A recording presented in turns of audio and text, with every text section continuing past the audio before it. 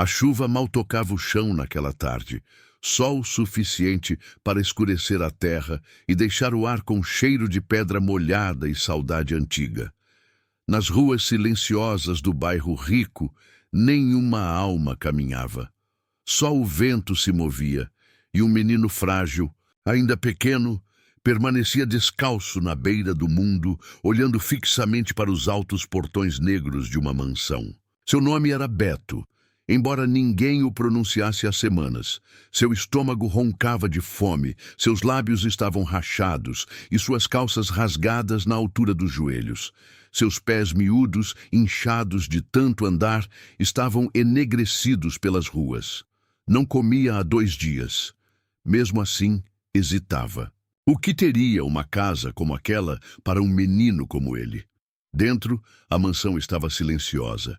Ricardo, o dono, estava sentado em um sofá, olhando fixamente para a foto de seu falecido filho. Emiliano havia falecido há 1 semana, depois de meses no hospital. A dor não tinha suavizado, tinha endurecido. Ricardo havia parado de dormir, de fazer a barba, de ter esperança. Aquela manhã, pela primeira vez desde o enterro, havia caído de joelhos, desesperado. Não por fé, já não lhe restava nenhuma, mas porque tinha ficado sem forças. Deus, se ainda pode me ouvir, me mostre alguma coisa, qualquer coisa. Não sabia então que a resposta chegaria encharcada em água de chuva e fome. Beto se aproximou do portão e, com dedos trêmulos, apertou a campainha. Um zumbido agudo ressoou dentro da mente de Ricardo. Ele ignorou. O menino chamou de novo, desta vez com mais força. Ricardo se levantou a contragosto e olhou para o monitor. Lá estava um menino, molhado, tremendo, sujo. E então, suavemente, o menino falou: "Estou com fome." Ricardo estava prestes a desligar o sistema, mas algo dentro dele estremeceu. Um puxão silencioso em seu peito. Perguntou: "Onde estão seus pais?" "Não tenho." As palavras cortaram mais, fundo do que Ricardo esperava. Pressionou o botão que abria o portão. Beto entrou como alguém que entra em um sonho. Seus olhos percorreram o jardim impecável, as cercas vivas aparadas, o brilho de coisas que não pertenciam ao seu mundo. Marcela, observando de cima, se apoiou na varanda. Seu corpo estava frágil por causa da doença, mas seu espírito se agitou quando viu o menino. "Quem é aquele menino?" perguntou ela a Ricardo quando se encontraram na porta. "Estava com fome", respondeu Ricardo.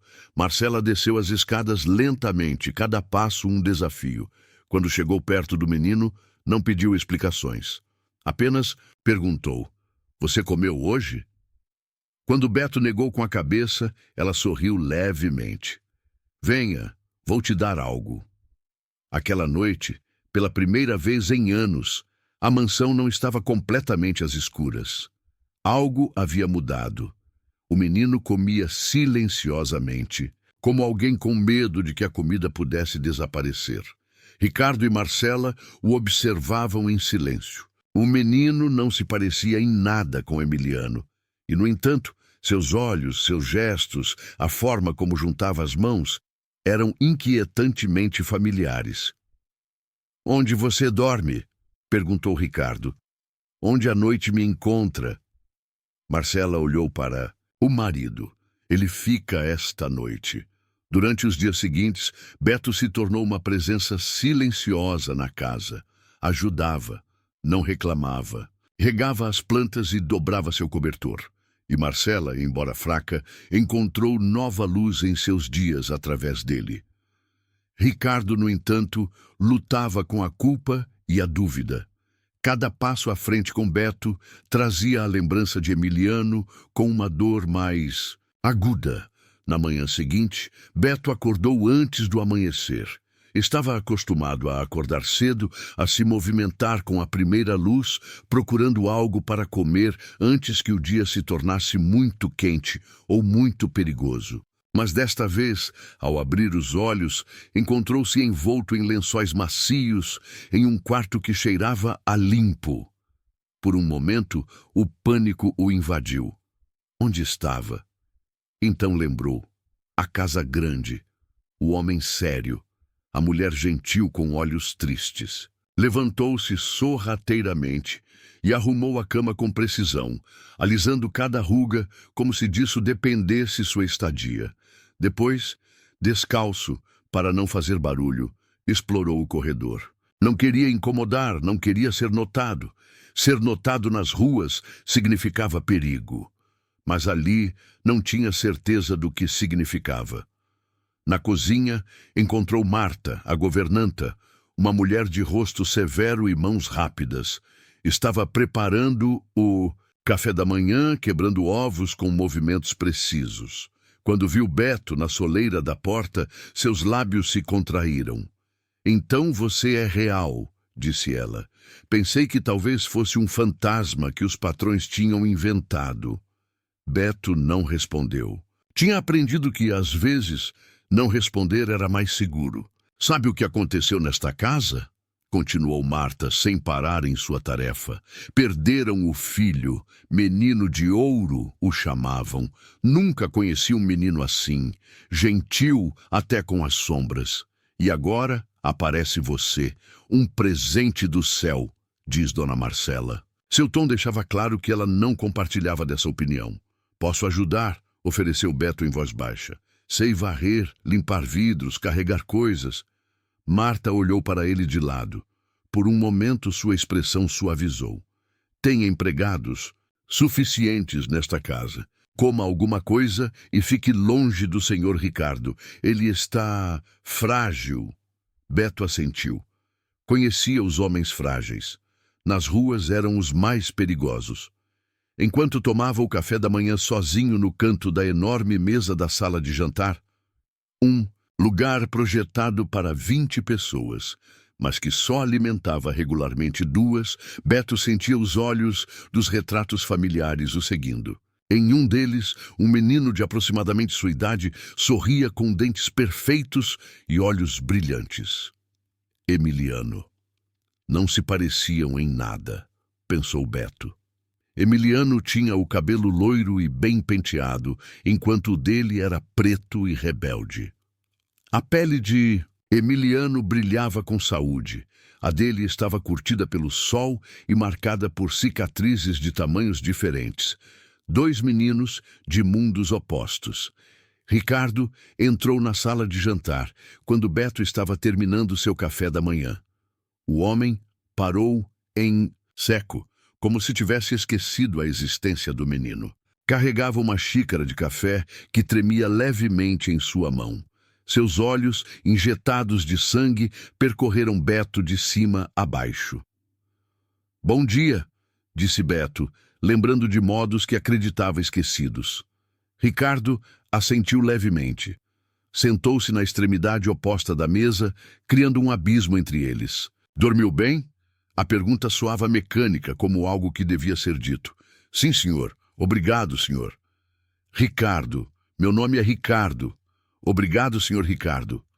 Um silêncio constrangedor preencheu a sala. Ricardo bebeu seu café, evitando olhar o menino diretamente. Beto permaneceu quieto, esperando instruções, permissão ou dispensa. "Você tem 9 anos, não é?" perguntou finalmente Ricardo. Beto assentiu. "Acho que sim, senhor." Os anos na rua haviam apagado muitas certezas. "Meu filho tinha 10 quando..." A voz de Ricardo embargou. Deixou a frase incompleta, mas o final pairava no ar entre eles, pesado e doloroso. "Sinto muito", disse Beto, embora não tivesse certeza do porquê se desculpava. Talvez por estar vivo enquanto o filho daquele homem não estava. Talvez por ser uma lembrança. Ricardo se levantou abruptamente. "Marcela quer que você fique uns dias, até encontrarmos um lugar adequado para você." O tom sugeria que aquele lugar não seria ali. "Marta vai te dar roupas limpas. Há regras nesta casa." "Sim, senhor." "Não tocar em nada sem permissão. Não entrar em quartos com portas fechadas. Não fazer barulho quando Marcela estiver descansando. Ela está..." Ricardo hesitou, como se estivesse decidindo quanto revelar. "Ela está doente. Precisa de tranquilidade." "Entendo." senhor. Ricardo assentiu, satisfeito com a submissão do menino. Virou-se para ir, mas parou. Qual é o seu nome? Beto, senhor. Beto o quê? O menino baixou o olhar. Só Beto, senhor. Ricardo o olhou por mais um momento. Assentiu de novo e partiu, deixando Beto sozinho com os fantasmas dos retratos de família. Aquela tarde, Marcela pediu para ver Beto. Encontrou-o no Jardim dos Fundos, sentado sob uma pérgola coberta de buganvílias. Estava enrolada em uma manta, apesar do calor do dia, e sua pele tinha um tom acinzentado, que Beto reconheceu. Já tinha visto aquela palidez antes, nos rostos de quem dormia sob as pontes e não acordava pela manhã. Venha, sente-se comigo, disse ela, batendo no espaço ao seu lado no banco. Sua voz era suave, mas firme, como se cada palavra fosse cuidadosamente selecionada para não desperdiçar energia.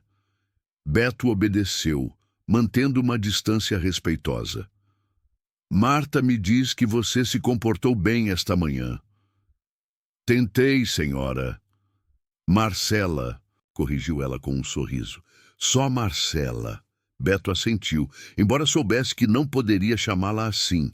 Não diretamente. Havia muita distância entre eles, muitos mundos de diferença. Já te mostraram a casa? Não, senhora. Marcela. É grande demais, suspirou ela. Sempre disse isso. Para que um casal quer uma casa com 12 quartos? Ricardo dizia que encheríamos cada um com filhos. Uma sombra cruzou seu rosto. Só chegamos a usar um. Beto permaneceu em silêncio, sentindo que qualquer palavra seria inadequada. Sabe o que eu gosto em você, Beto, continuou ela. Você não pergunta. A maioria das crianças pergunta sem parar. Por que o céu é azul? Para onde vão as pessoas quando morrem?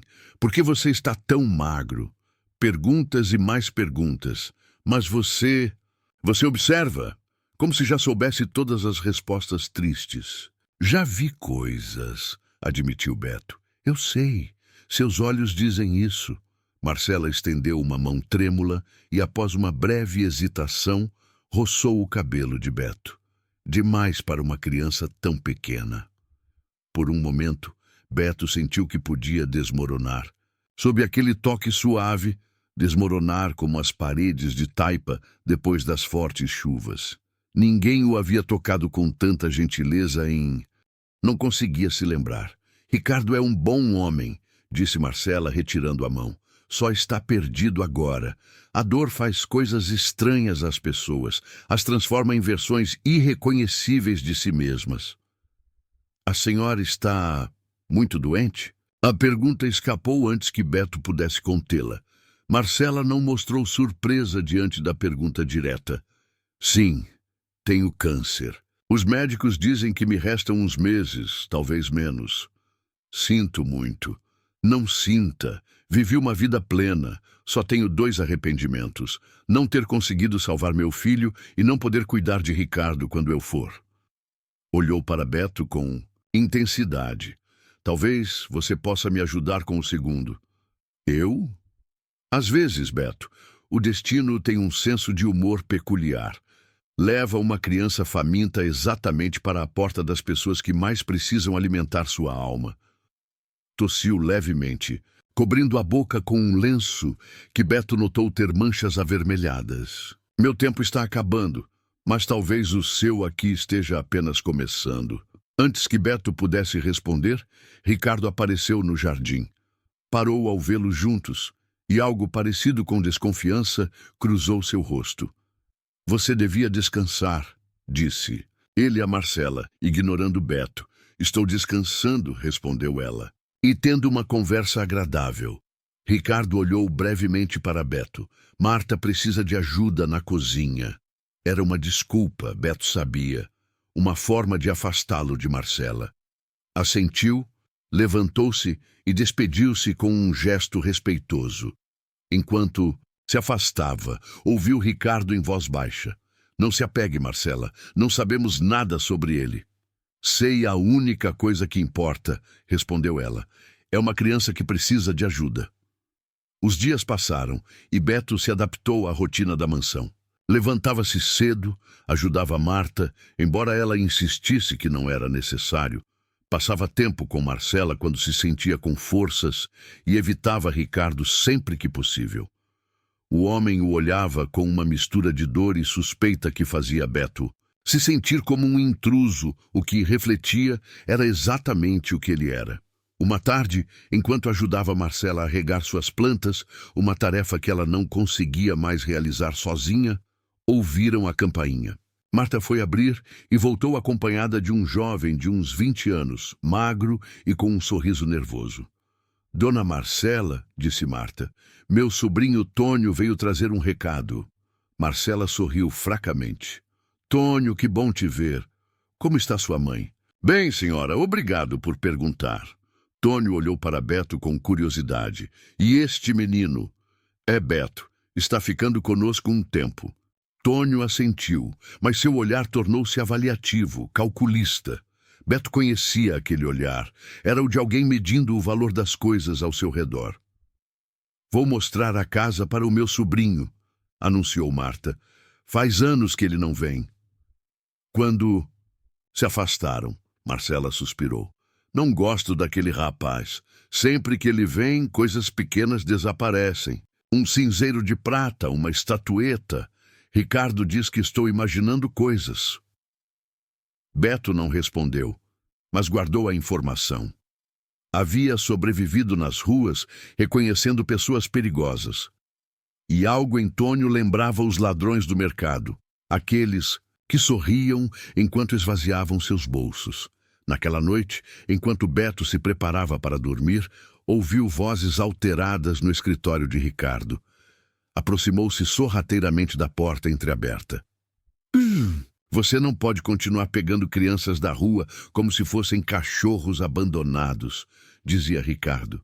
Não é um cachorro, é uma criança, respondeu Marcela, sua voz tensa pela emoção. E eu não o peguei, foi você quem o deixou entrar, porque achei que seria só uma noite, não. Isso, o que quer que esteja acontecendo? E o que está acontecendo, Ricardo? Que a vida nesta casa de novo, que alguém rega minhas plantas e me escuta sem me olhar com pena? Que alguém caminha por estes corredores sem arrastar o fantasma de Emiliano a cada passo? Silêncio. Beto prendeu a respiração. Isso é injusto, disse finalmente Ricardo, sua voz embargada. Eu sei, a voz de Marcela suavizou. Você tenta, nós dois tentamos, mas Beto precisa de nós e acho que nós precisamos dele. Ele não é nosso filho, Marcela. Não é o Emiliano. Nunca disse que fosse. Outro silêncio. Quanto tempo? Perguntou Ricardo. Até encontrarmos uma solução permanente para ele. Não podemos simplesmente devolvê-lo às ruas. Podemos contatar a assistência social. Para colocá-lo em um orfanato onde ninguém o verá?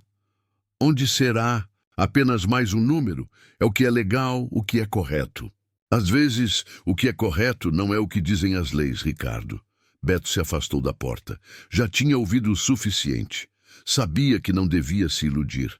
Pessoas como ele não terminavam em casas como aquela. Era temporário, um erro, um capricho, do destino que logo seria corrigido. Aquela noite Beto sonhou com ruas molhadas e portas fechadas. Em seu sonho, batia na porta da mansão repetidas vezes, mas ninguém respondia. E atrás dele, as sombras da cidade se estendiam, esperando pacientemente, e que ele se rendesse para devorá-lo. Acordou suando, enrolado em lençóis macios, que de repente pareciam uma prisão. E tomou uma decisão. Aproveitaria cada momento naquela casa, mas se prepararia para o inevitável. Porque o inevitável sempre chegava, especialmente para crianças, como ele.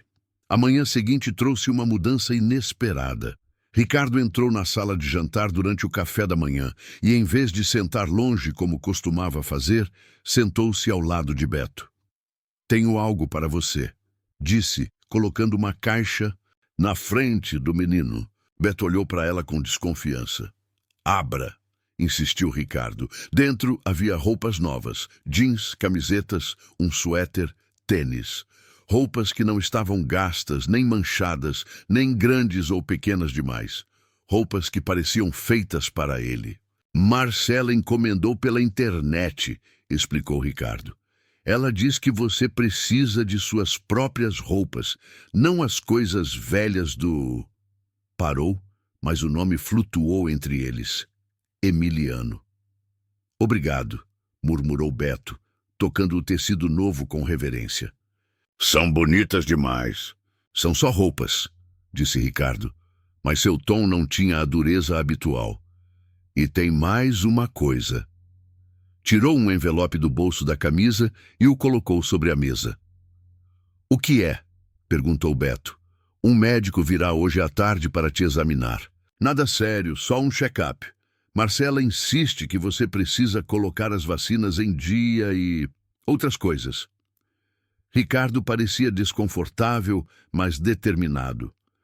Você vai precisar de documentos se for ficar um tempo. Este é o primeiro passo. Beto olhou para o envelope, depois para Ricardo. Ficar? Quanto tempo? Ricardo evitou seus olhos. Isso depende de muitas coisas, mas enquanto estiver aqui, você precisa estar saudável e legal. Antes que Beto pudesse responder, Ricardo se levantou e saiu da sala de jantar, deixando o menino com uma mistura de confusão e aquela emoção perigosa que ele vinha evitando. Esperança. O médico acabou sendo um homem gentil, com mãos delicadas, que não fez perguntas sobre os hematomas antigos ou as cicatrizes nas costas de Beto. Coletou amostras de sangue, examinou seus ouvidos, seus olhos, seus reflexos. Aplicou 3 vacinas que fizeram Beto cerrar os dentes, mas não chorar. Quando terminou, deu-lhe um pirulito, como se fosse uma criança qualquer em uma consulta de rotina. Está desnutrido, disse ele a Marcela depois, quando pensaram que Beto não podia ouvir. Tem várias deficiências vitamínicas e uma leve anemia. Nada que uma boa alimentação não possa corrigir. Mas há sinais de abuso anterior, cicatrizes, ossos mal soldados. Este menino passou por muita coisa. Ele vai se recuperar? Perguntou Marcela, sua voz tensa. Fisicamente, sem dúvida. O resto, o tempo dirá. As crianças são surpreendentemente resilientes.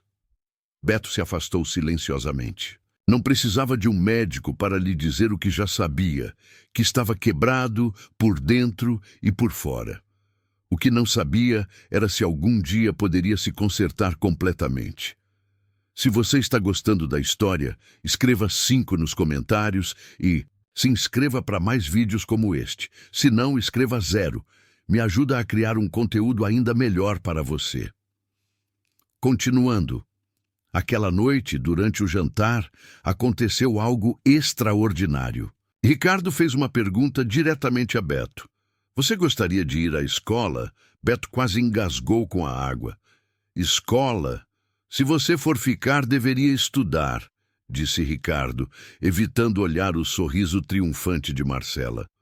O curso já começou, mas podemos dar um jeito. Eu não fui muito à escola, admitiu Beto. Não sei se vou saber o suficiente. Podemos conseguir um professor particular primeiro, sugeriu Marcela, para você se atualizar. Beto olhou para o prato, sobrecarregado. Escola. Professor particular. Ficar. Eram palavras grandes demais, normais demais para alguém como ele. O que você acha? Pressionou Ricardo. Eu gostaria, sussurrou Beto. E pela primeira vez, desde que chegou à mansão, sorriu sem reservas. Um sorriso que transformou seu rosto, iluminando-o por dentro, fazendo-o parecer por um instante simplesmente uma criança.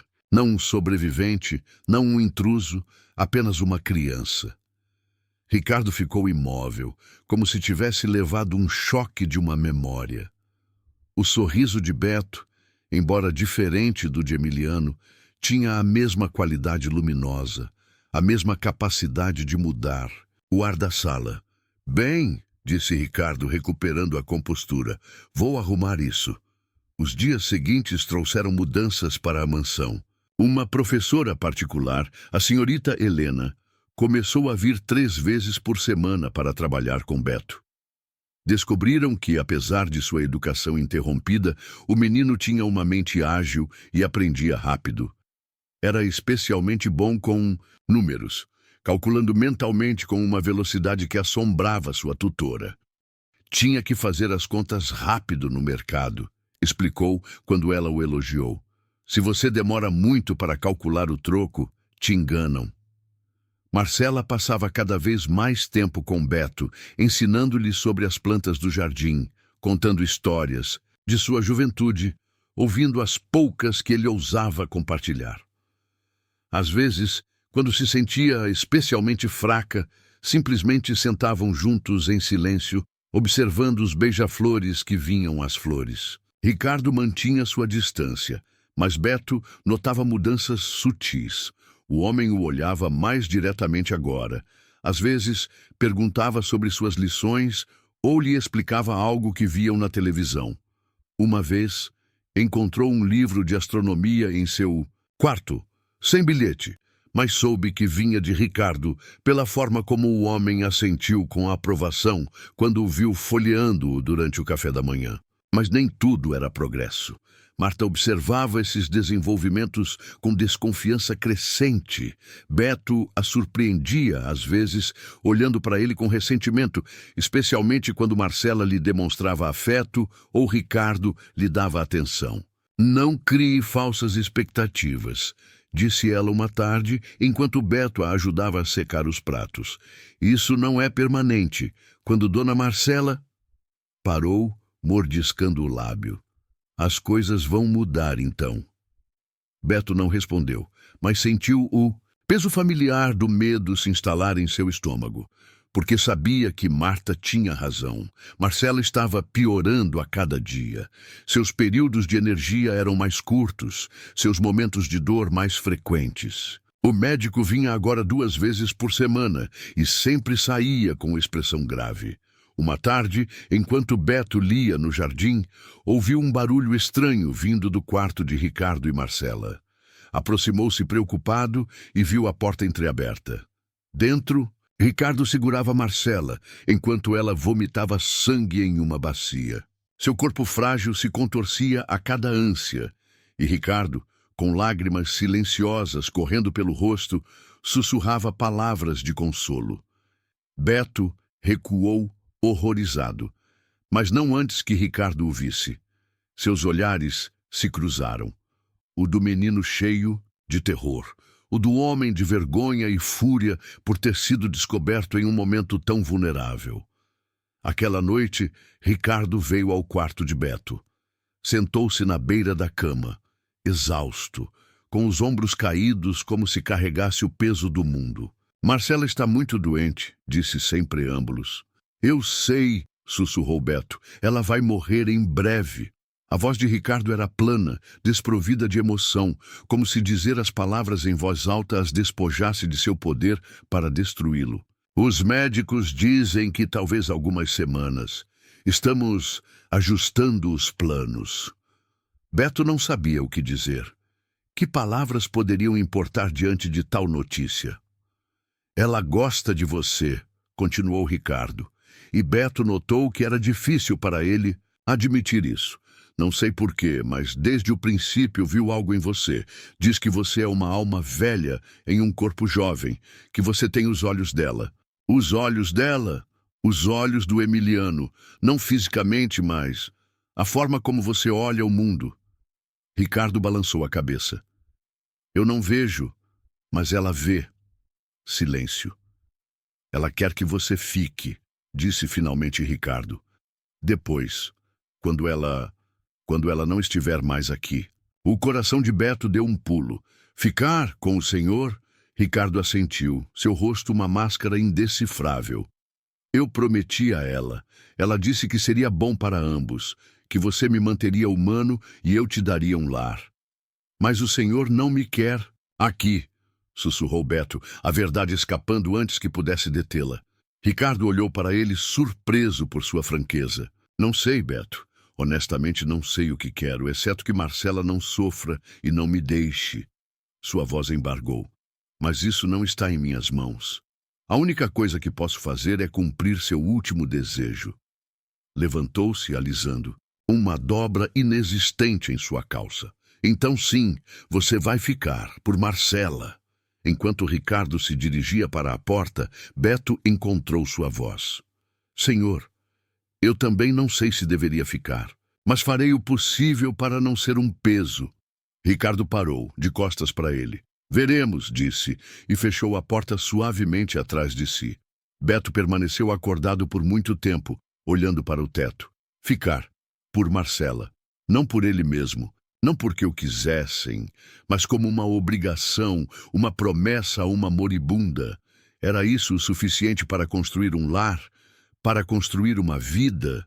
A pergunta ficaria sem resposta por enquanto, porque naquele momento um grito rasgou o silêncio da noite. Beto saltou da cama e correu pelo corredor. O grito tinha vindo do quarto de Marcela e Ricardo. Encontrou a porta aberta e Ricardo inclinado sobre a cama, segurando a mão de Marcela enquanto ela se contorcia de dor. «Chama o médico!» gritou Ricardo ao vê-lo. «O número está ao lado do telefone no meu escritório.» Beto correu, encontrou o telefone, discou com dedos trêmulos. Uma voz sonolenta respondeu, e ele transmitiu a mensagem com a clareza que o medo dá. O médico prometeu chegar em 15 minutos. Quando Beto voltou para o quarto, Marcela estava mais calma. Ricardo tinha dado um remédio a ela e agora limpava sua testa com um pano úmido. «O médico está a caminho», informou Beto da porta sem ousar entrar. Ricardo assentiu sem olhá-lo.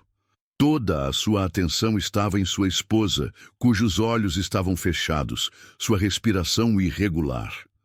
Beto recuou, sentindo-se um intruso em um momento tão íntimo. Mas Marcela abriu os olhos. «Beto», chamou com voz fraca. «Venha.» O menino se aproximou lentamente da cama. A mulher estendeu uma mão trêmula, e ele a pegou com cuidado, como se fosse um pássaro ferido. «Não tenha medo», sussurrou ela. «Isso faz parte do processo. Não é o fim, ainda não.» «Marcela, você não devia se esforçar», interveio Ricardo. Ela balançou a cabeça. «Preciso que ambos me ouçam agora, enquanto posso falar.»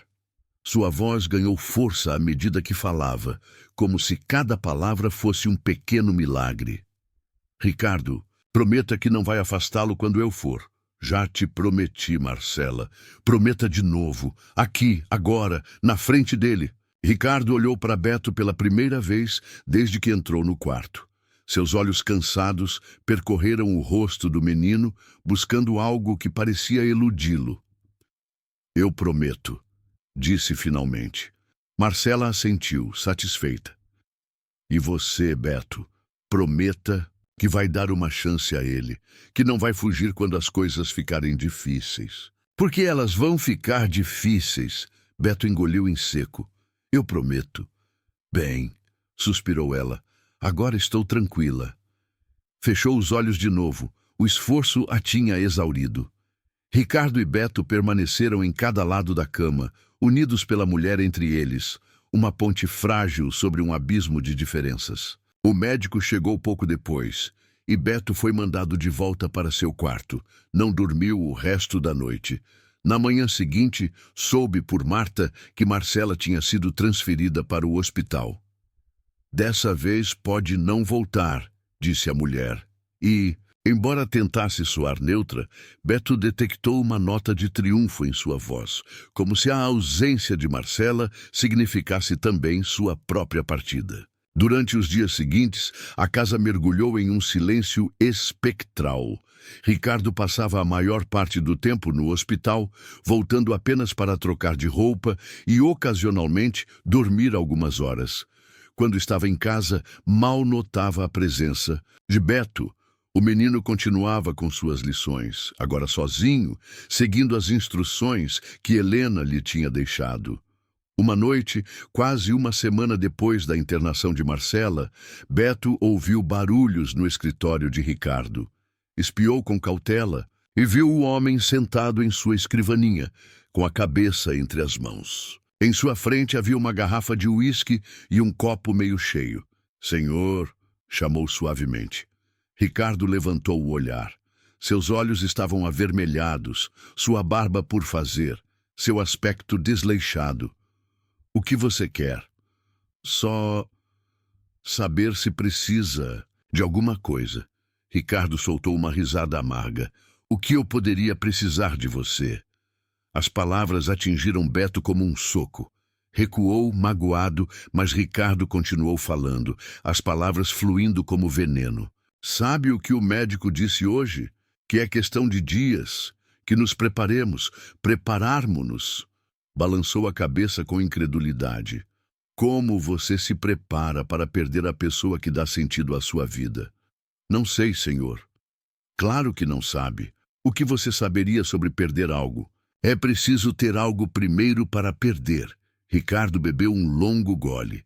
"Eu perdi tudo, meu filho. E agora ela." "Sinto muito", murmurou Beto. "Sente muito?" A voz de Ricardo subiu de volume. "O que você sentiria?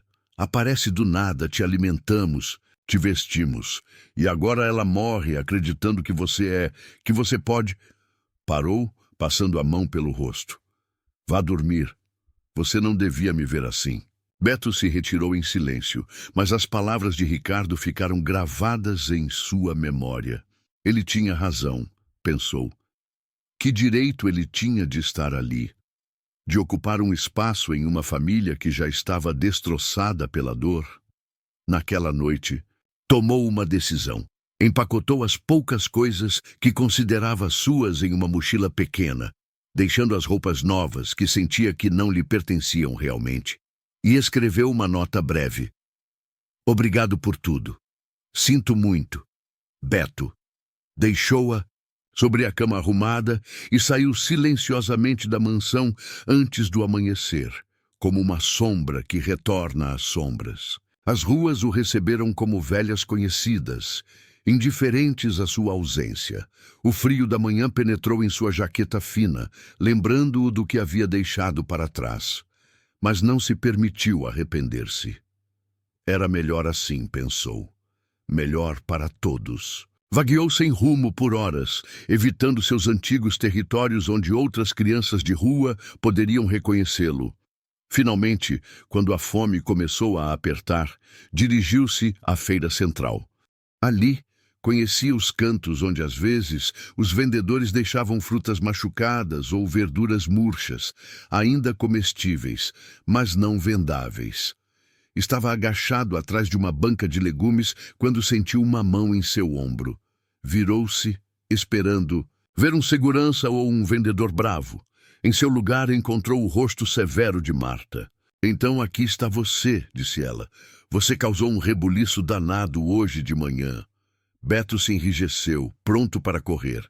"Não roubei nada, só fui embora." "E acha que isso resolve tudo? Ir embora sem mais nem menos?" "É melhor assim", murmurou Beto, evitando seu olhar. "O senhor Ricardo não me quer lá." Marta suspirou. "O senhor Ricardo é um tolo quando bebe. Diz coisas que não pensa." Disse a verdade. Disse o que a dor o fez dizer. Marta agachou-se para ficar em seu nível. "Olha, menino, não vou mentir. Não fiquei contente quando você apareceu.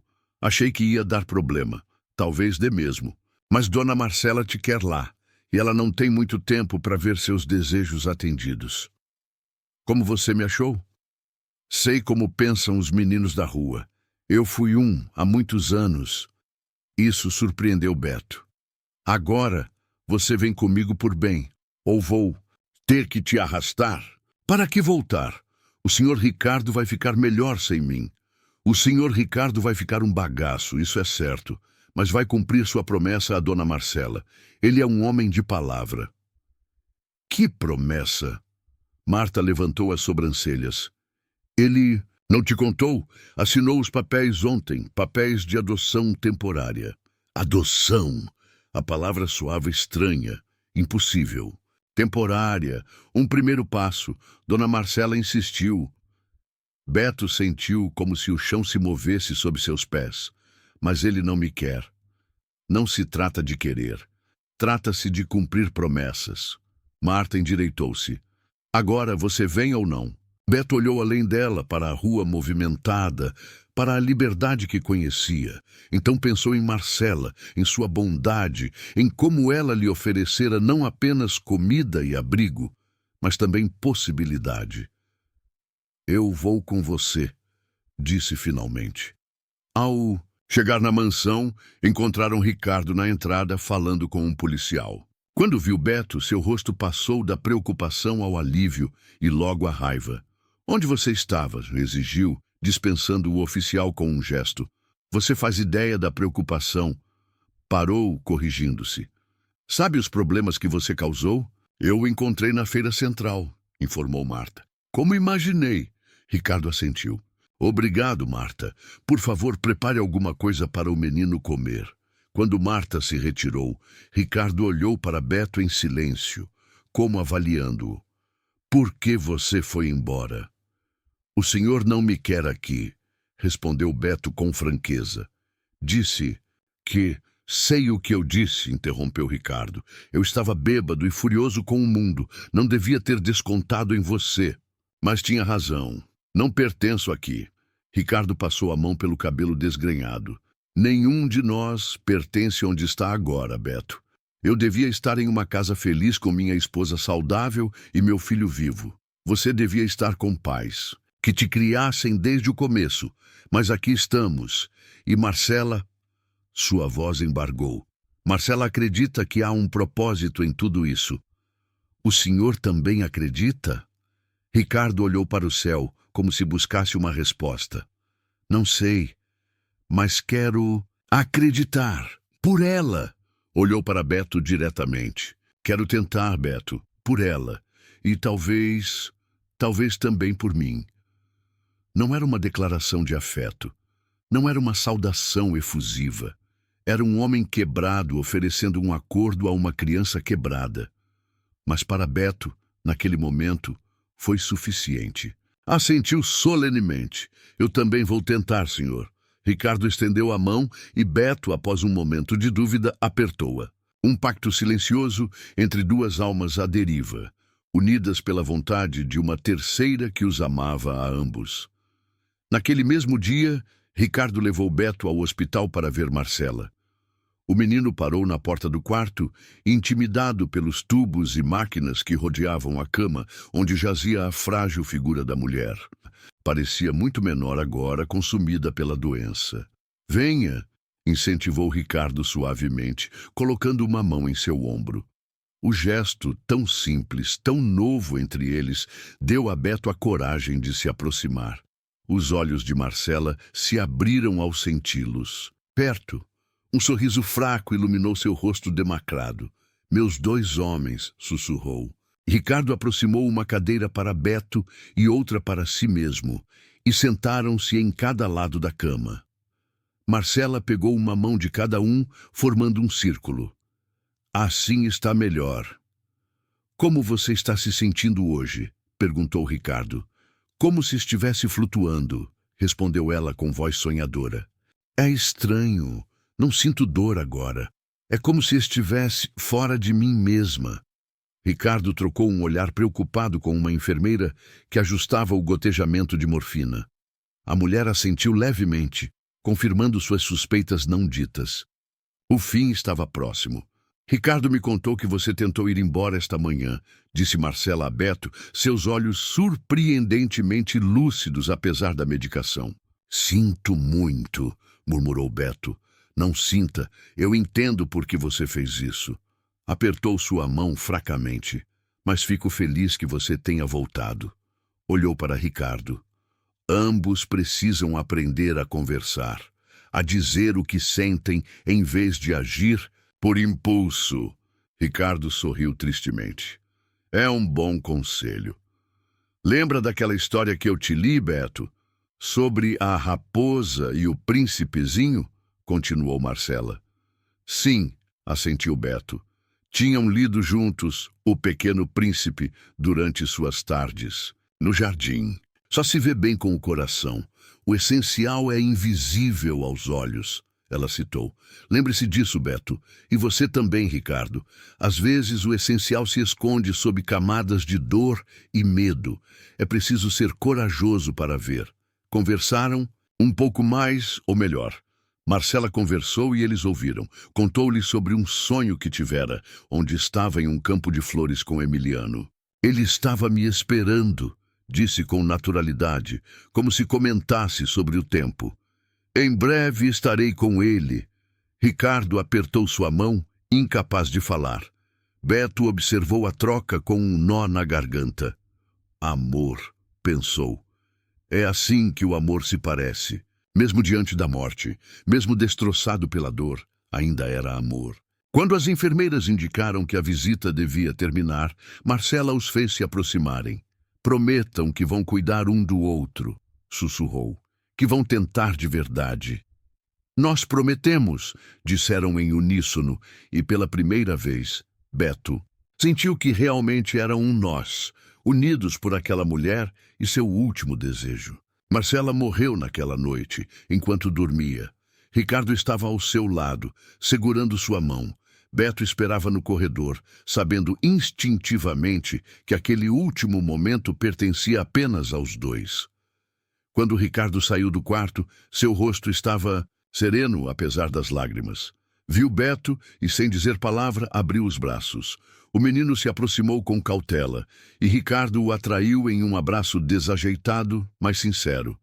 Agora somos nós dois, disse simplesmente. Os dias seguintes foram uma confusão de arranjos fúnebres, visitas de pêsames e silêncios constrangedores. O funeral foi pequeno, elegante, cheio de flores brancas, como Marcela teria querido.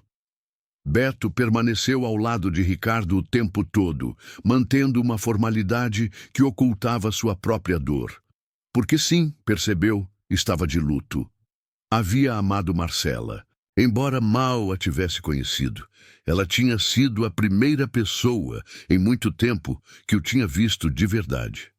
Depois do funeral, a casa pareceu maior e mais vazia do que nunca. Ricardo se trancava por horas em seu escritório e Beto passava o tempo lendo ou ajudando Marta, que surpreendentemente tinha se tornado mais gentil com ele. Uma noite, Ricardo o chamou ao escritório. Beto entrou com cautela, temendo encontrá-lo. Bêbado de novo, mas o homem estava sóbrio, sentado atrás de sua escrivaninha com vários documentos à sua frente. Sente-se, Beto, disse apontando para uma cadeira. Precisamos conversar. O menino obedeceu, preparando-se para o pior. Lá vem, pensou, o momento em que ele vai dizer que preciso ir embora. Os papéis de adoção temporária que assinei, antes de Marcela, antes de ela nos deixar, são válidos por 6 meses, começou Ricardo. Depois desse tempo, temos que decidir se fazemos o processo permanente ou... Deixou a frase incompleta. Entendo, disse Beto, embora seu coração estivesse batendo dolorosamente rápido.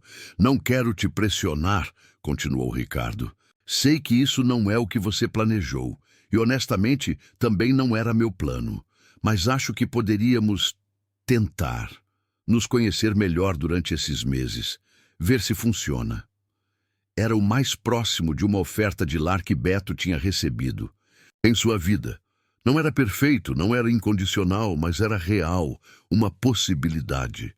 Eu gostaria disso, respondeu com voz mal audível. Ricardo assentiu, satisfeito. Bem, vamos começar com a escola então. Helena diz que você está pronto. Tirou um folheto de uma escola particular próxima. É um bom lugar. Emiliano... Parou, o nome ainda doía. É um bom lugar, repetiu. Você começaria na próxima semana. E se os outros meninos perguntarem? Sobre mim, sobre por que estou com o Senhor? Vamos dizer a verdade, que você é meu filho adotivo. A palavra filho soou estranha na voz de Ricardo, como se estivesse experimentando-a. E se perguntarem sobre meus pais de verdade? Ricardo, Olhou para ele seriamente.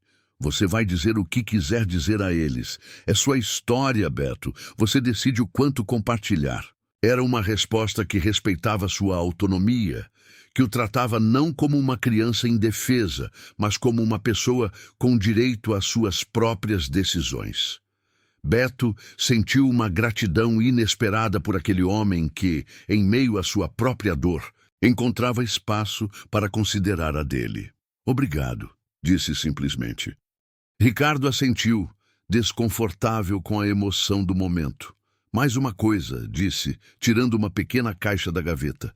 Marcela queria que você tivesse isso. Abriu a caixa, revelando um relógio de prata antigo, elegante, mas não ostentoso. Era do pai dela, depois meu, e guardamos para o Emiliano quando ele fosse mais velho. Beto olhou para o relógio, sobrecarregado.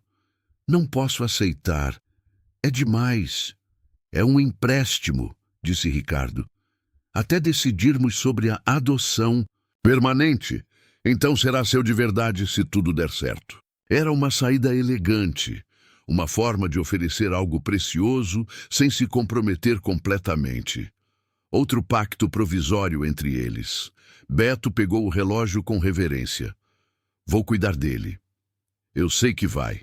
Ricardo levantou-se, dando por terminada a conversa. Agora vá descansar. Amanhã vamos comprar um uniforme escolar.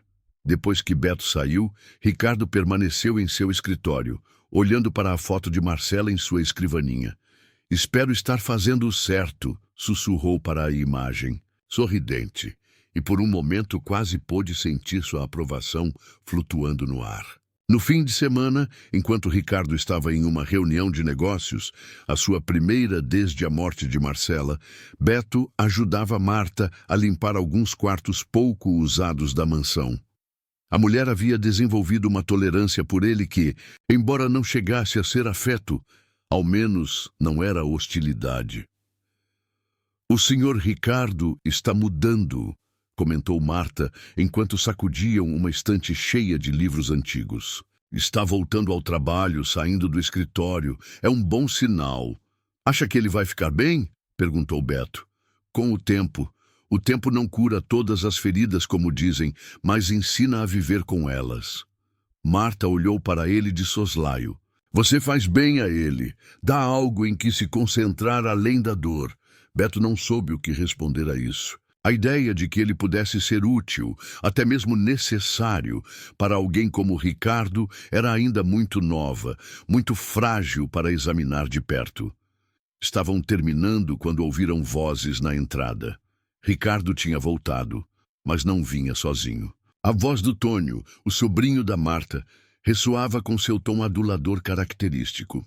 Tia, olha quem eu encontrei na entrada, disse Tônio entrando na biblioteca com Ricardo. Tônio? Saudou Marta surpresa. Não sabia que você viria hoje. Eu estava por perto e pensei em te visitar, respondeu Tônio com um sorriso que, Beto continuava a parecer falso. Seus olhos pousaram em Beto e algo em seu olhar colocou o menino em alerta. Vejo que o pequeno ainda está por aqui. Beto faz parte da família agora, disse Ricardo com uma firmeza que surpreendeu a todos, inclusive a si mesmo. Claro, senhor. Fico feliz por ele. Tônio sorriu mais amplamente. É uma sorte encontrar um lar assim. Marta, sentindo a tensão, sugeriu preparar café. Ricardo assentiu e se retirou para seu escritório, deixando Beto sozinho com Tônio. Então você ficou com o pote de ouro, hein, garoto? Murmurou Tônio, quando ficaram sozinhos. Casarão, pai rico, futuro garantido. Não é assim, replicou. Beto desconfortável com a caracterização. Não é? Tônio se aproximou, seu sorriso desaparecendo. Acha que eu não sei o que você faz? Já te vi antes nas ruas. Você é um ladrão igual a mim. Eu não sou ladrão, protestou Beto, embora tivesse pego coisas no passado para sobreviver. Todos somos ladrões de alguma forma, disse Tônio, percorrendo a biblioteca com o olhar como avaliando seu conteúdo. Só que você roubou algo maior, uma família, uma identidade. Parou em frente a uma vitrine que continha vários objetos pequenos de prata. O que você acha que aconteceria se alguém contasse ao Sr. Ricardo sobre o seu passado, se descobrisse que você não é o anjinho que Dona Marcela pensa que você é? O medo se instalou no estômago de Beto. O que você quer? Tônio sorriu, satisfeito com a reação. Cooperação. Tem coisas nessa casa que poderiam sumir sem que ninguém notasse. Coisas pequenas, mas valiosas. Apontou com um gesto disfarçado para a vitrine. Você poderia me ajudar. E em troca, eu mantenho seu segredo. Eu não tenho segredos, disse Beto, embora ambos soubessem que não era totalmente verdade. Todos têm algo a esconder, especialmente quem viveu nas ruas. Pense nisso, insistiu Tônio. Seria um negócio simples. E lembre-se, se você não me ajudar, posso fazer sua vida aqui ficar complicada. Antes que Beto pudesse responder, Marta voltou com uma bandeja de café e biscoitos. Tônio mudou instantaneamente sua expressão para uma de amabilidade inocente. Posso ajudar com isso, tia? A troca deixou Beto inquieto.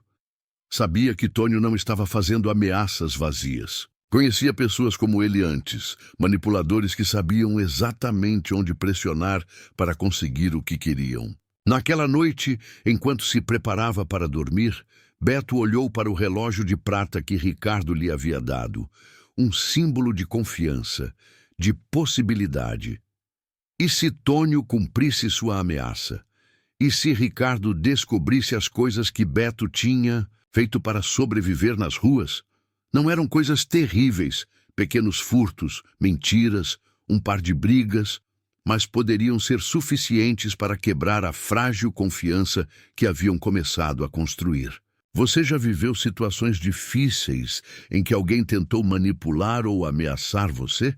Como você lidou com isso? Conte-nos sua experiência nos comentários. Nos dias seguintes, Beto ficou tenso, esperando que Tônio aparecesse de novo ou que cumprisse sua ameaça de alguma forma. Mas nada aconteceu. A vida continuou em sua nova normalidade. Ricardo voltando gradualmente ao trabalho, Beto se preparando para seu primeiro dia de escola, Marta cuidando da casa com sua eficiência habitual. A escola provou ser menos intimidadora do que Beto temia.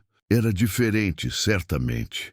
As crianças usavam uniformes impecáveis, falavam de férias em lugares que Beto nem conseguia localizar em um mapa. Tinham celulares, computadores, vidas organizadas, mas também eram apenas crianças. Curiosas, às vezes cruéis, às vezes amáveis, sempre imprevisíveis. A história que Beto e Ricardo tinham combinado era simples. Beto era seu filho adotivo. Não entravam em detalhes sobre seu passado.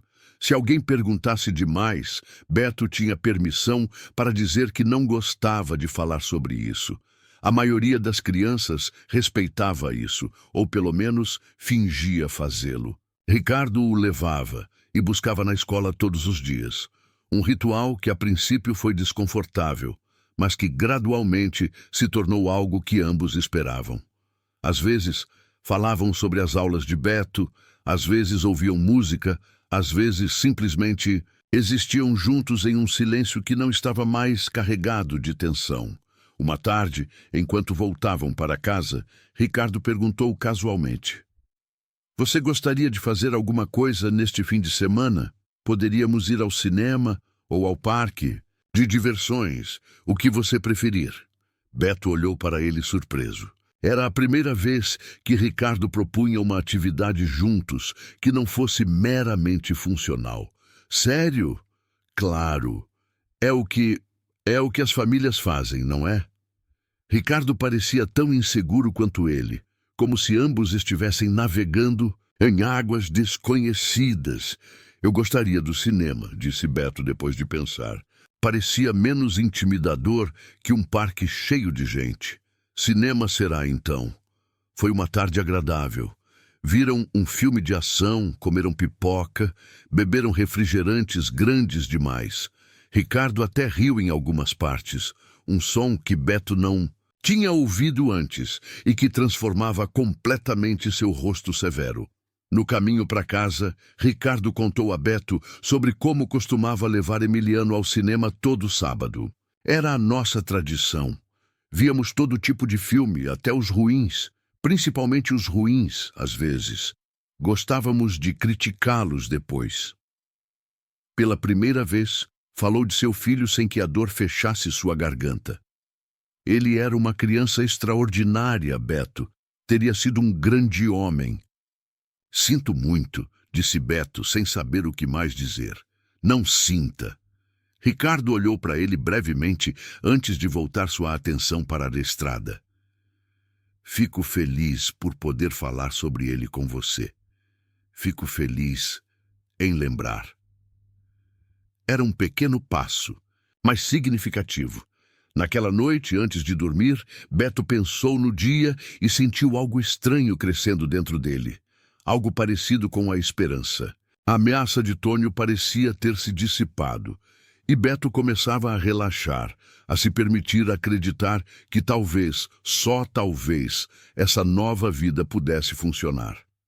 Estava se adaptando bem à escola, suas notas eram excelentes, e sua relação com Ricardo, embora ainda marcada pela cautela mútua, melhorava a cada dia. Então, uma tarde, tudo mudou.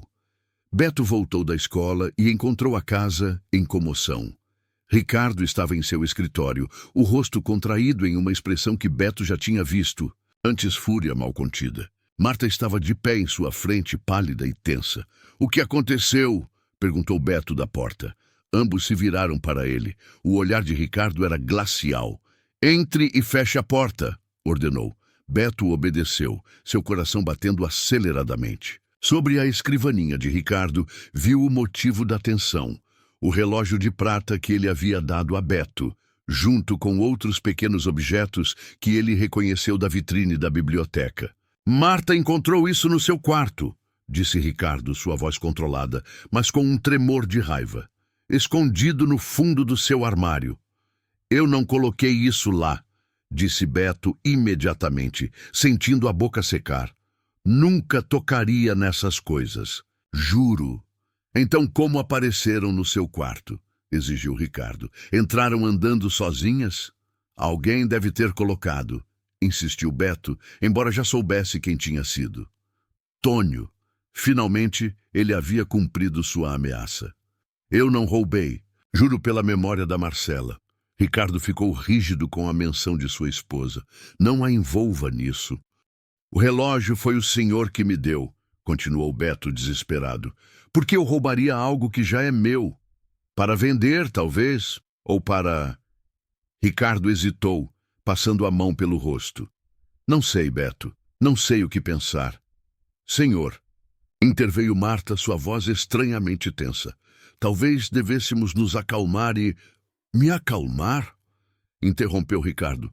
Eu confiei neste menino, abri minha casa para ele, tratei-o como... E é assim que ele me paga? Não fui eu, repetiu Beto, sentindo as lágrimas ameaçarem brotar, mas as conteve. Chorar não adiantaria nada. Precisa acreditar em mim. Ricardo olhou para ele demoradamente, buscando em seu rosto algo que lhe dissesse em que acreditar. Quero fazer isso, disse finalmente. Mas as provas estão bem aqui. As provas mentem, disse Beto com uma intensidade que surpreendeu ambos os adultos. Jay, ou alguém as colocou ali para que mentissem. Quem faria uma coisa dessas? Beto hesitou. Acusar Tônio era arriscado. Era o sobrinho da Marta e, sem provas, pareceria apenas uma tentativa desesperada de desviar a culpa. Não sei ao certo. Não acredito em você, disse Ricardo, sua voz cheia de uma decepção que cortou Beto mais profundamente do que qualquer grito. Eu pensei que isso poderia... Balançou a cabeça. Junte suas coisas. Amanhã vou te levar. À assistência social. Não! O grito de Beto ressoou na sala. Por favor, não faça isso. Estou falando a verdade. Nunca roubaria do senhor. Nunca. Vá para o seu quarto, ordenou Ricardo, dando-lhe as costas. Não quero mais discutir. Beto olhou para Marta buscando apoio, mas a mulher evitou seus olhos. Derrotado, saiu do escritório, mas não foi para o seu quarto.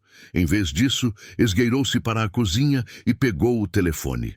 Com dedos trêmulos, discou o número de Tônio, que tinha visto uma vez no celular da Marta.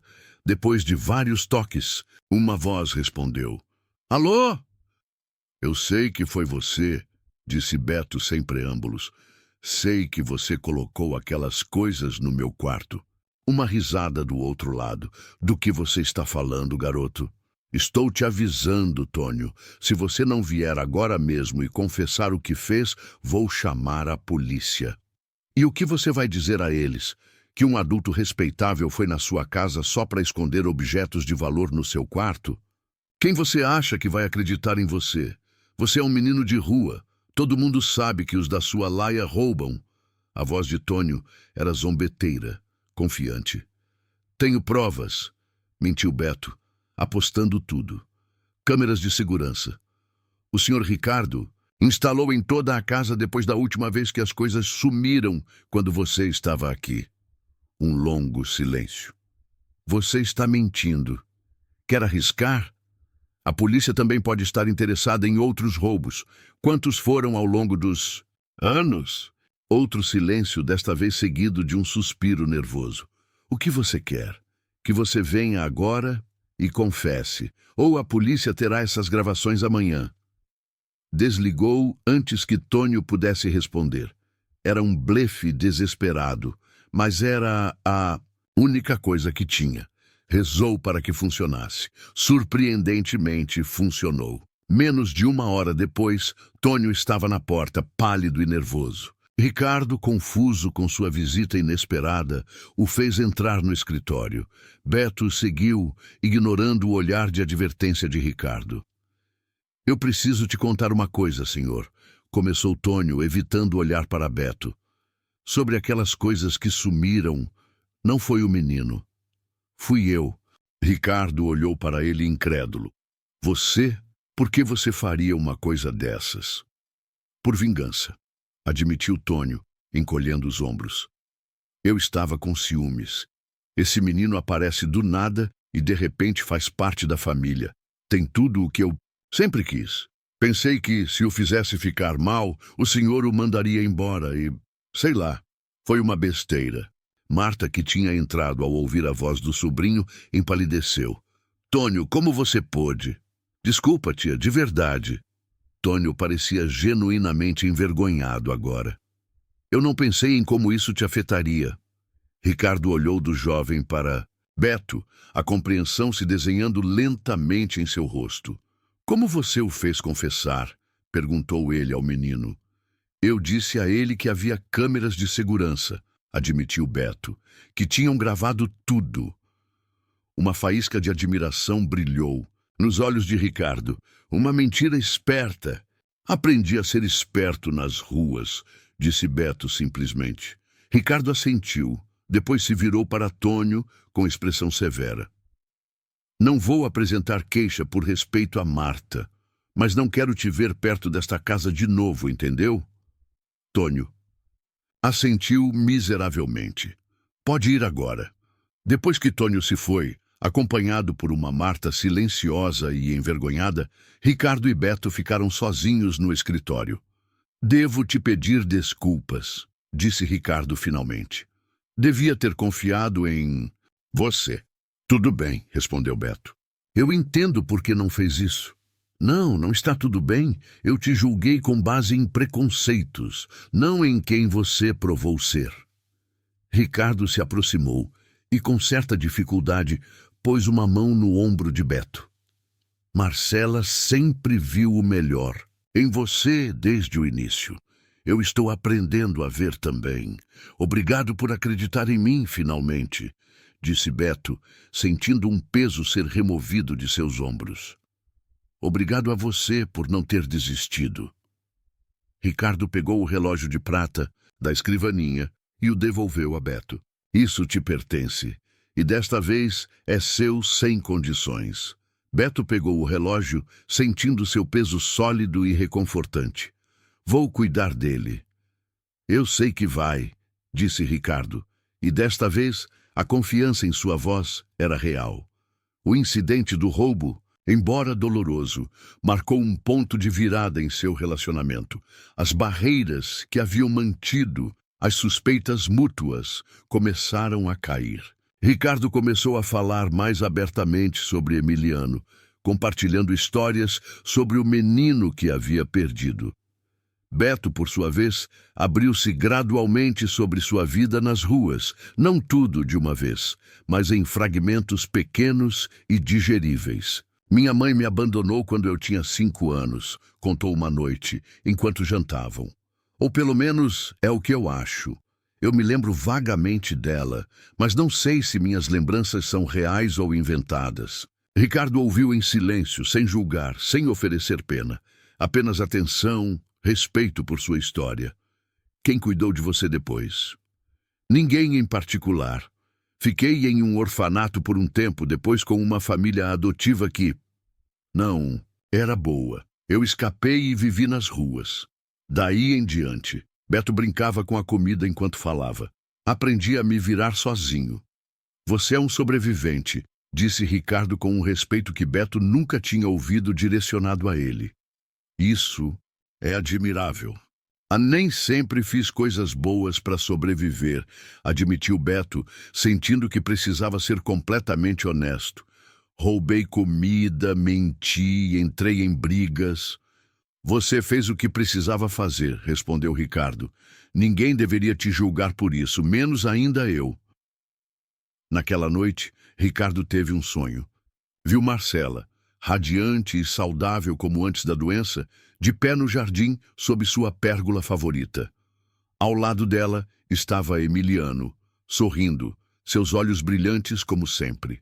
E para sua surpresa, Beto estava lá também, como se pertencesse, como se sempre tivesse sido parte da imagem. Está vendo agora? Perguntou Marcela no sonho, sua voz clara como a água. O essencial é invisível aos olhos.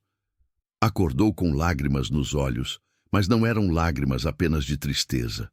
Havia algo mais ali, algo que se assemelhava muito à paz. Os meses se passaram. O período de adoção temporária estava chegando ao fim. Ricardo e Beto tinham estabelecido uma rotina, um ritmo compartilhado. Tomavam café da manhã juntos todas as manhãs. Beto ia à escola, onde se destacava academicamente. Ricardo trabalhava. Jantavam juntos à noite. Às vezes assistiam a um filme ou liam na sala, cada um em seu próprio livro, mas compartilhando o espaço. Nos fins de semana saíam ao cinema, a um jogo de futebol, às vezes simplesmente para passear no parque. Não era uma relação tradicional de pai e filho, não ainda, talvez nunca fosse totalmente. Mas era algo real, algo que ambos haviam construído conscientemente, pedra por pedra, dia a dia. Uma tarde, enquanto revisavam juntos um problema de matemática especialmente difícil, Beto tinha descoberto que tinha talento para os números. Ricardo mencionou casualmente. Amanhã vem a assistente social para a avaliação final. Beto encolheu os ombros. Sabia o que significava. O momento de decidir havia chegado. Está nervoso? Perguntou Ricardo. Um pouco, admitiu Beto. E você? Também. Ricardo fechou o livro de matemática. Beto, quero te perguntar uma coisa e preciso que seja completamente honesto. Você quer ficar comigo nesta casa permanentemente? Beto sentiu seu coração acelerar. Apesar de tudo o que haviam conquistado, Ricardo nunca tinha feito a pergunta tão diretamente. O senhor quer que eu fique? Não é isso que eu perguntei, disse Ricardo suavemente. Não se trata do que eu quero ou do que prometi a Marcela. Se trata de você, de sua vida, seu futuro. Então pergunto de novo, você quer ficar? Beto olhou ao redor da sala, a que agora considerava seu quarto. Viu os livros nas prateleiras, o uniforme escolar pendurado para o dia seguinte, o relógio de prata na mesa de cabeceira. Viu fragmentos de uma vida que nunca acreditou ser possível para alguém como ele. Sim, disse finalmente com voz firme. Eu quero ficar. A tensão abandonou visivelmente os ombros de Ricardo. Bem, disse simplesmente, porque eu também quero que você fique. Era o mais próximo de uma declaração de afeto que tinham compartilhado, e foi suficiente. Ambos sabiam que as palavras grandes, amor, família, pertencimento, chegariam com o tempo, se fosse o certo. Por agora, este acordo simples, esta vontade compartilhada, era seu ponto de partida. A avaliação com a assistente social correu bem. Ricardo havia preparado todos os documentos necessários e Beto respondeu às perguntas com uma maturidade que impressionou a funcionária. Quando perguntaram se ele se sentia seguro e feliz em seu novo lar, Beto respondeu sem hesitar. Mais do que nunca na minha vida. Semanas depois, chegou uma carta oficial. Ricardo abriu-a na frente de Beto, leu seu conteúdo e então, pela primeira vez desde que Beto o conhecia, sorriu amplamente. É oficial, disse, passando o documento para ele. Legalmente você é meu filho agora. Beto leu o documento, as palavras borradas pelas lágrimas que não conseguiu conter. Filho, pai, família, palavras que uma vez pareceram pertencer a um idioma que ele nunca aprenderia. Tem mais uma coisa, disse Ricardo tirando outro envelope. Os resultados dos testes de DNA que fizemos para o processo de adoção. Beto assentiu. Recordava ter dado amostras de saliva semanas atrás, um requisito legal para o processo. Normalmente, isso é só um formalismo para descartar qualquer relação biológica antes de prosseguir com a adoção. Mas, no nosso caso, Ricardo hesitou. De alguma forma, Beto, nós compartilhamos DNA. Ricardo parecia tão surpreso quanto ele. Não somos pai e filho biológicos, isso é claro, mas há um parentesco distante, talvez um tatara-tatara-avô em comum ou algo assim. Beto olhou para o documento, incapaz de compreender completamente o que significava. Somos família de verdade? Parece que sim. De uma maneira estranha e distante, mas sim. Ricardo balançou a cabeça com incredulidade. Marcela sempre disse que havia algo entre nós, algo que ela via e eu não. Talvez ela estivesse certa, como sempre. Olharam um para o outro. Este homem e este menino, agora unidos não só por escolha e documentos legais, mas também por um laço que nem sequer sabiam que existia. Era como se o destino ou algo maior estivesse trabalhando o tempo todo, levando um menino faminto exatamente para a porta certa em um dia chuvoso. Acha que foi coincidência? Perguntou Beto. Eu chegar na sua porta naquele dia? Ricardo olhou pela janela para o céu. Sabe, naquela manhã rezei pela primeira vez em anos. Pedi a Deus, se ele existia, que me mostrasse um sinal, qualquer coisa. E então você apareceu. Sorriu, um sorriso misturado com espanto e talvez um pouco de fé renovada. Não sei se foi coincidência, destino ou resposta a uma prece, mas sou grato por isso. Era um novo começo para ambos. Não uma substituição do que haviam perdido.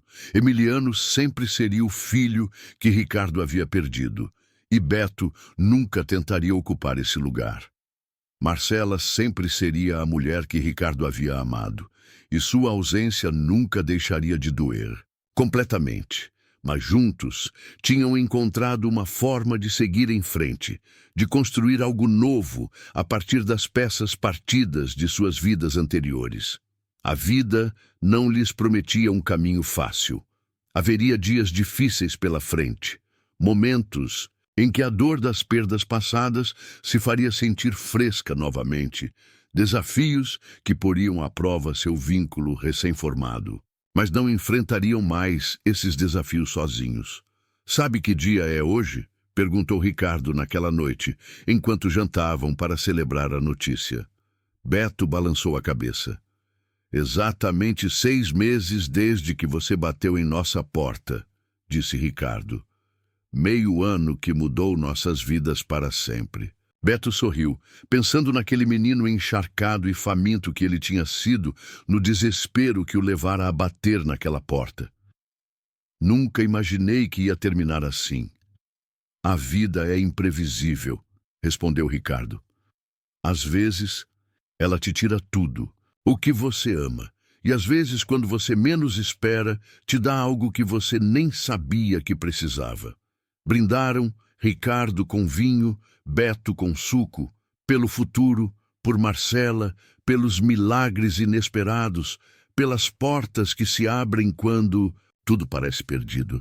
E bem em algum lugar, talvez Marcela sorrisse, sabendo que as duas pessoas que ela mais amava haviam encontrado, enfim, um caminho de volta para a luz. Parabéns! Escreva 9 nos comentários para eu saber que você ficou até o final comigo. Obrigado por assistir e até a história de amanhã neste mesmo canal.